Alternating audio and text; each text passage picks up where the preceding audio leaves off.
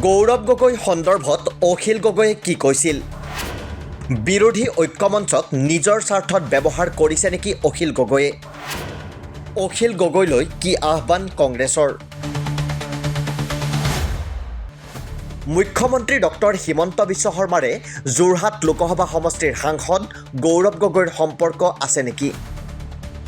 এই সন্দৰ্ভত শনিবাৰে শিৱসাগৰ বিধানসভা সমষ্টিৰ বিধায়ক অখিল গগৈয়ে কি কৈছিল প্ৰতিবেদনৰ আৰম্ভণিতে শুনক।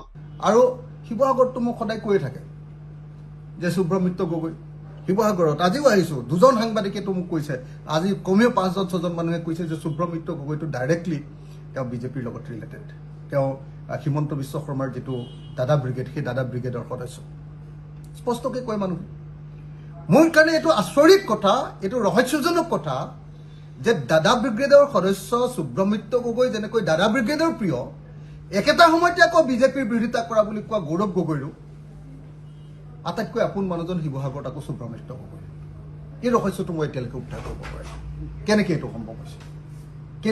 কেনেকৈ সম্ভৱ হৈছে যে একেজন মানুহে কেনেকৈ বিজেপিৰ বিৰোধিতা কৰা গৌৰৱ গগৈৰো বন্ধু, গৌৰৱ গগৈৰো সতীৰ্থ, আৰু একেটা সময়তে তেওঁলোক আকৌ হিমন্ত বিশ্ব শৰ্মা, পীযুষ হাজৰিকাৰো সতীৰ্থ হ'ব পাৰিছে। এইটো মোৰ কাৰণে ৰহস্যজনক কথা। ক'ৰবাত তাৰমানে অখিল গগৈ খৰুৱাবৰ কাৰণে কংগ্ৰেছ আৰু বিজেপি একলগ হৈ যায় নেকি? পঞ্চায়ত নিৰ্বাচনত সাংসদ গৌৰৱ গগৈ আৰু বিধানসভাৰ বিৰোধী দলপতি দেৱব্ৰত শইকীয়াৰ বাবে কংগ্ৰেছৰে ৰাইজৰ দলৰ মিত্ৰতা নহ'ল বুলি অভিযোগ কৰি উক্ত মন্তব্য কৰিছিল বিধায়কগৰাকীয়ে। তাৰ পাছত দেওবাৰে অসম প্ৰদেশ কংগ্ৰেছ কমিটিৰ সংবাদমেল। ৰাজীৱ ভৱনত অনুষ্ঠিত সংবাদমেলখন সম্বোধন কৰি প্ৰদেশ কংগ্ৰেছৰ উপসভাপতি তথা জ্যেষ্ঠ মুখপাত্ৰ মেহদী আলম বৰাই কি ক'লে শুনক। গৌৰৱ গগৈ ডাঙৰীয়া সাংসদ যি সাম্প্ৰদায়িকতাবাদৰ বিৰুদ্ধে আৰু গণতন্ত্ৰ প্ৰতিষ্ঠাৰ সৰ্বভাৰতীয় সংগ্ৰামখনত সংসদৰ ভিতৰত নিজকে ৰাইজৰ কণ্ঠ হিচাপে প্ৰতিপন্ন কৰিবলৈ সক্ষম হৈছে, স্বয়ং বিজেপি দলে তেখেতৰ এই ভূমিকাক ভয় ভীতিৰ চকুৰে চাবলৈ ধৰিছে। তেনে ক্ষেত্ৰত অখিল গগৈ ডাঙৰীয়াই তেখেতক কৈ দিলে যে তেখেত হিমন্ত বিশ্ব ডাঙৰীয়াৰ লগত মিলি আছে। ৰাইজৰ দলৰ সভাপতি অখিল গগৈয়ে সাংসদ গৌৰৱ গগৈক মুখ্যমন্ত্ৰীৰে সম্পৰ্ক আছে বুলি কোৱা কথাই তেওঁৰ ৰাজনৈতিক কু অভিসন্ধি আৰু তেওঁ যে ক্ষমতালিপ্সু ব্যক্তি সেই কথাকে প্ৰতিপন্ন কৰা বুলিও অভিযোগ কৰে মেহদী আলম বৰাই। অখিল গগৈয়ে মিত্ৰতাৰ কথা পাহৰি মিত্ৰশক্তিৰ নেতৃবৰ্গক সমালোচনা কৰাৰো অভিযোগ প্ৰদেশ কংগ্ৰেছৰ জ্যেষ্ঠ মুখপাত্ৰগৰাকীৰ।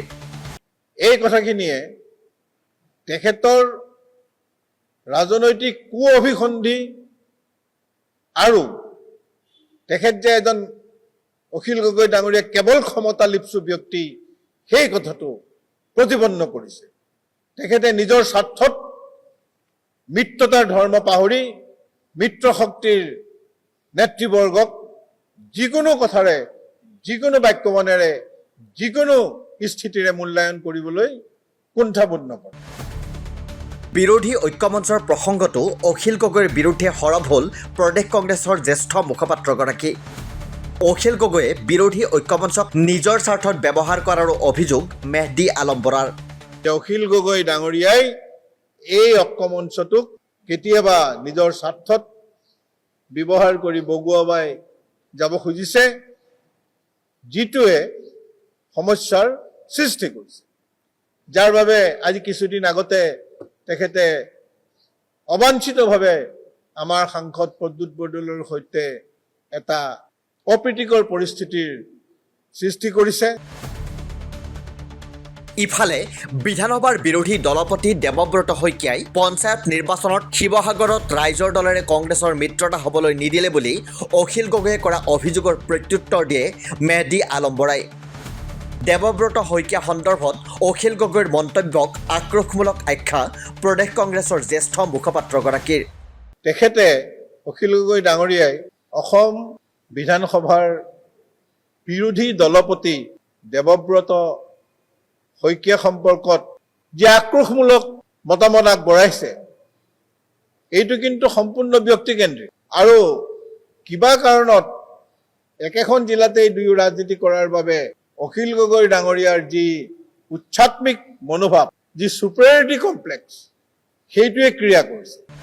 আনহাতে সংবাদমেলত প্ৰদেশ কংগ্ৰেছৰ আন এগৰাকী জ্যেষ্ঠ মুখপাত্ৰ ঋতুপৰ্ণ কোঁৱৰে অভিজ্ঞ নেতা অখিল গগৈৰ মন্তব্যক লৈ তীব্ৰ ক্ষোভ প্ৰকাশ কৰে। তেওঁ অখিল গগৈক মূল শত্ৰু কোন তাক চিনাক্ত কৰিবলৈও আহ্বান জনায়। আমি অখিল গগৈ ডাঙৰীয়াক এটাই মাত্ৰ আহ্বান জনাব বিচাৰিছোঁ যে আপুনি মূল শত্ৰু চিনাক্ত কৰক। অসম আৰু অসমীয়াৰ বাবে মূল শত্ৰু কোন? অসম আৰু অসমীয়াৰ বাবে মূল শত্ৰু হ'ল RSS, বিজেপি, সাম্প্ৰদায়িক আৰু বিভাজনকামী ৰাজনীতি। আমি তাৰ বিৰুদ্ধে যুঁজিব লাগে। আমাৰ যুঁজখন একত্ৰিত যুঁজ, গণতান্ত্ৰিক বিজেপি বিৰোধী সকলো গণতান্ত্ৰিক শক্তিৰ মূল যুঁজখন হ'ল বিজেপি RSSৰ বিৰুদ্ধেহে। গতিকে তেওঁ এইবিলাক অবাঞ্ছিত কথা কৈ পৰিৱেশ বিনষ্ট নকৰি তেখেতে মূল শত্ৰুৰ বিৰুদ্ধে যুদ্ধখন আৰম্ভ কৰক। আমাৰ আহ্বান তেওঁলোকে সেইটোহে আছে। নিউজ ডেস্ক ৰিপৰ্ট, দি ক্ৰছ কাৰেণ্ট।